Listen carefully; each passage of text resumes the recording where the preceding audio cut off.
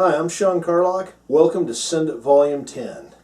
Today I'm going to go over long-range hunting, scouting on the computer. Preliminary steps. A lot of guys have asked me, how do you find these spots? How do you find places where you can use your long-range rifle in the broken mountain terrains that you have in North Idaho and in the Northwest? So I'm going to go over with you today how I locate a new long-range hunting spot.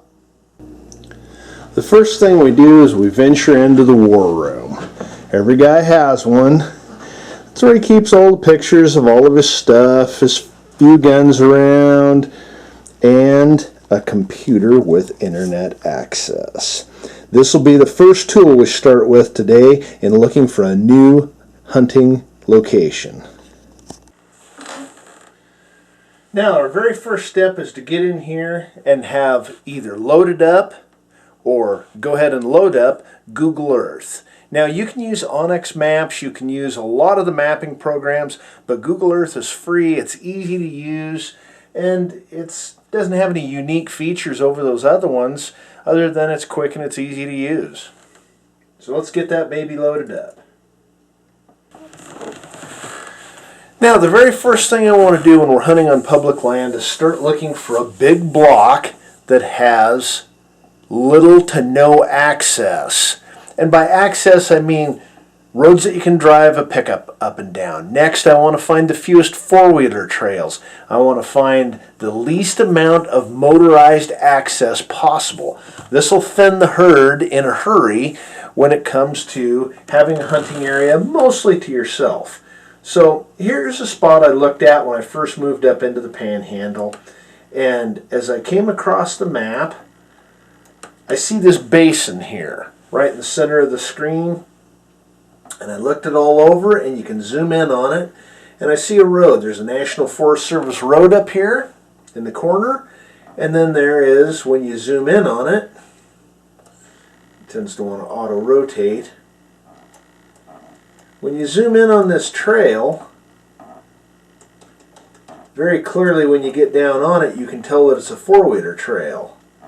It's not anywhere nearly big enough for a vehicle, and you can see distinctively the two tracks in it.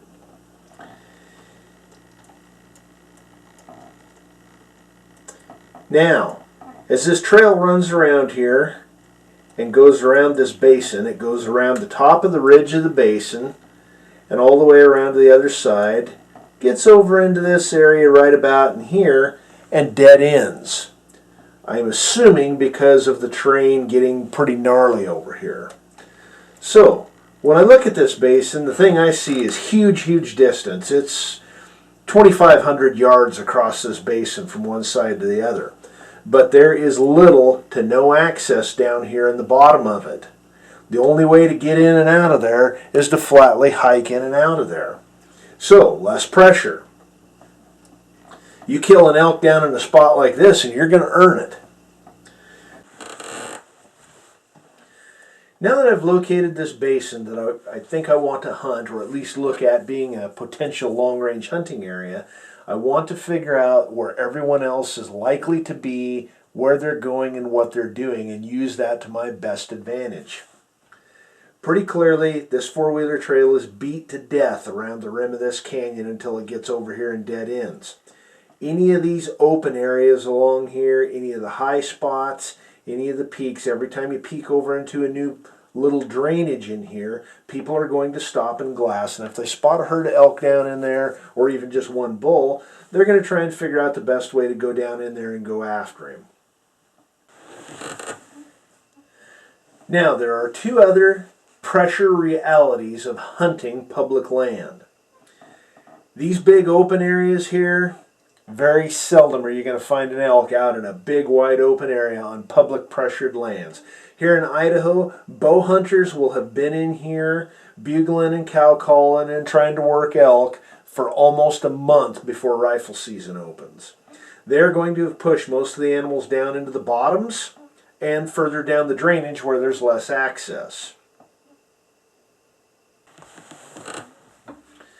Now, when I look at this a little further and I start thinking about how the pressure is going to affect everything in here, the thing I think I want to do is get out of this basin. I think by the time opening day comes around, the animals are going to be in the bottoms. They're going to be down into this part of this drainage where there's less access. So what I want to start doing is figure out, where are they going to be feeding? Where am I going to catch them at first light? Where are they going to come out at last light? You start looking on Google Earth and you see these lighter green spots. These are brush fields. We've got dark heavy green timber, and we've got chaparral and alder and different brush fields out here from different areas, sliding off, logging areas, whatever you might have. We'll get into those areas. That's where they will be feeding. They're going to get pushed down there anyway. That's where the food is, and that's where we'll be able to see them. We don't often spot them in the deep, dark, heavy timber from 800 or 900 yards away. You're just lucky most of the time if you happen to catch one in between some trees there, and your shot opportunities get to be few and far between. So now I've kind of identified this strip of brush fields in here, 1, 2, 3, 4, 5 of them, with some little finger ridges in it. Then I need to start looking at, where can I go to shoot into them effectively? On this side of the canyon we have rock slides. If we can hike down and get into the top of one of those rock slides, we can probably find or build a good shooting position out of some flat shale rock. We can get a decent shot across there from a good viable position. The nice thing about rock slides is you don't have the trees growing up in front of you. That'll probably be a good position for a long time to come, and I get a good view up and down the canyon. Now that we've kind of identified this area where we think the elk are going to be during rifle season, right in here in these brush fields, how are we going to get into the spot we want to be to shoot from and hunt them? Well, that's actually, in this case, a pretty easy deal. When you look at the four-wheeler road right here that goes in, you'll see a little single-track trail coming off here.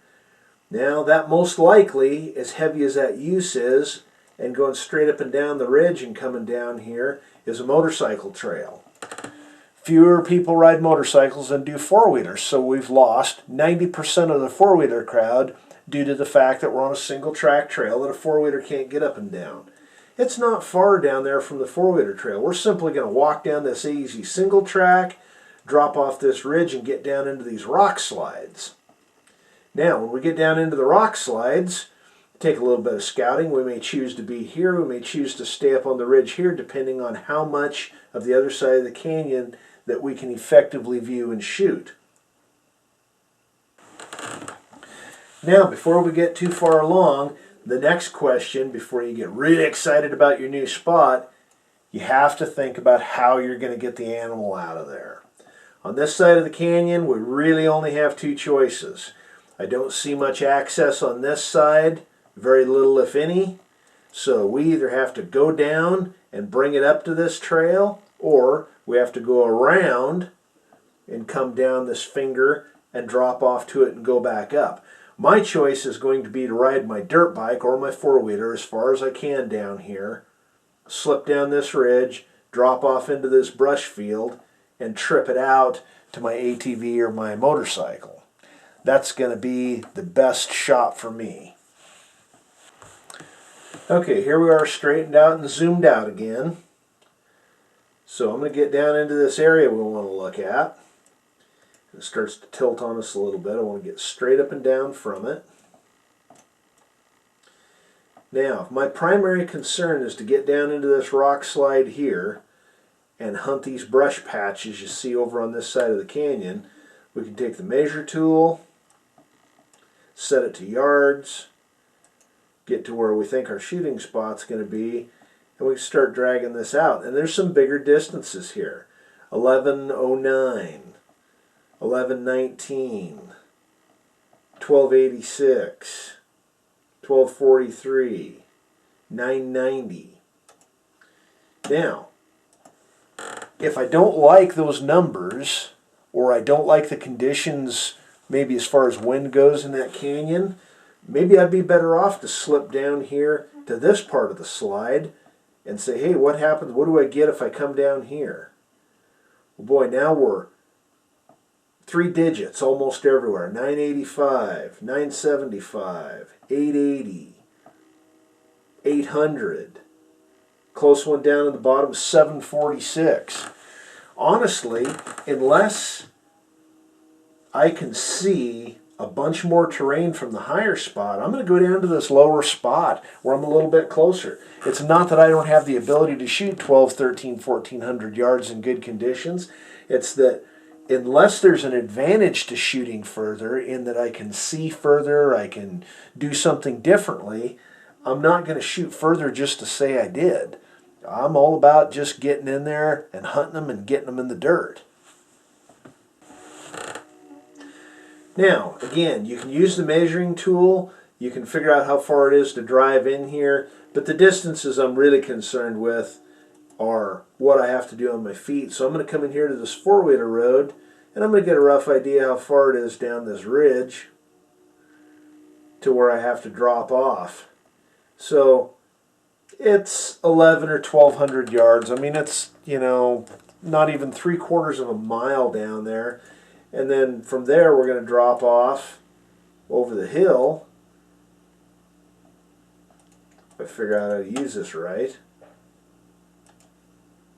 We're going to drop off over the hill right here down to that spot. So I'm going to drop over the hill 400 or 500 yards and be in my spot. This is easy money. The other thing that I want to look at is I want to look at, hey, if I can come over here and hike down to this part of this ridge on recovery, how far is it down into here? Well, the worst case scenario was this lowest patch, and that's 600 on the ground length.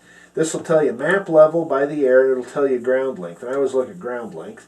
Ground length is 631 yards from about where it looks like I can ride a dirt bike to pack up to.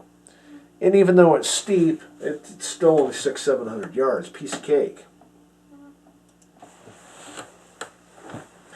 Okay, so now that I've got my potential spot mapped out, I need to do actual on-site scouting.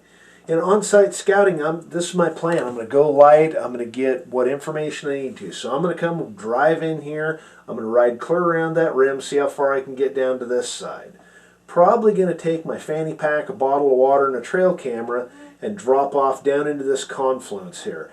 In the heat of the summer, especially late July, August, there's going to be elk down in the cool bottom here where this water starts to come together. You can just bet money on it. Good place for a trail camera and to see what the population's like in there, and of course if there's any big monster bulls hanging around.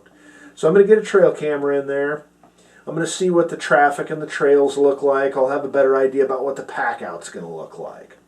I'm going to load back up. I'm going to drive back around. I'm going to come over to this side. I'm going to hike down to a couple of these spots and see what I like in there for a shooting spot. I'm going to get that all figured out and make sure I have a shooting place that I like ahead of time, and I'm going to enter it in my GPS so that I can find it in the dark.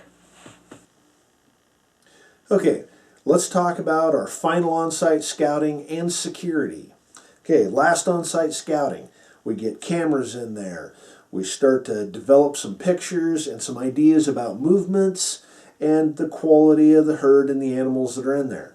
Now, let's say this turns out to be a place that has a population that is looking encouraging, and you get some pictures of some bulls that look promising.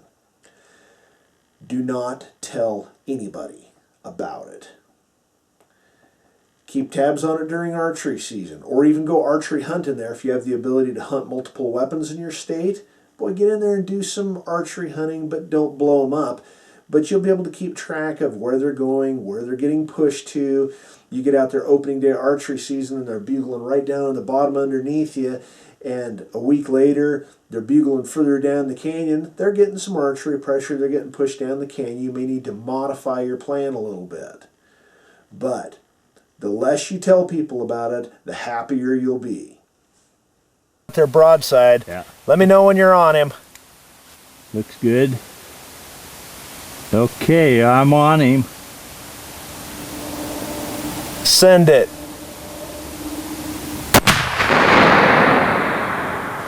Hit. He's going down the hill. Get him? Hit him right high in the shoulder. If you were aiming high shoulder, That's where I was aiming. you had to hit within a couple inches of where you were aiming.